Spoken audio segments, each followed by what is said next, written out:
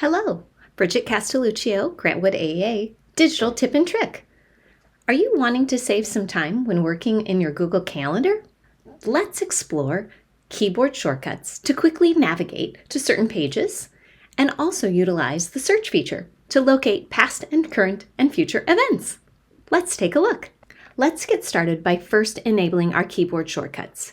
Going to the settings icon, choosing the settings menu. Over to the side, there is a bookmark for the keyboard shortcuts. Simply make sure that the box is checked and you're ready to use them.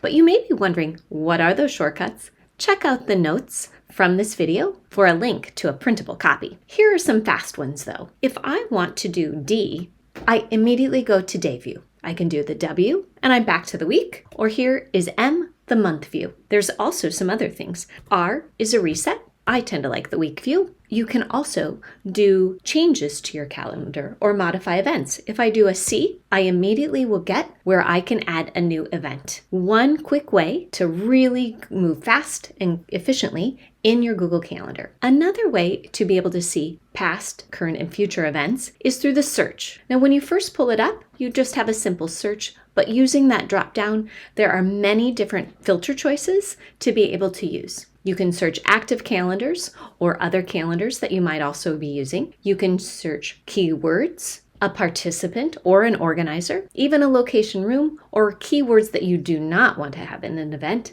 And of course, my favorite, a date filter. So those are two simple ways you can use your calendar quickly and efficiently with keyboard shortcut and the search.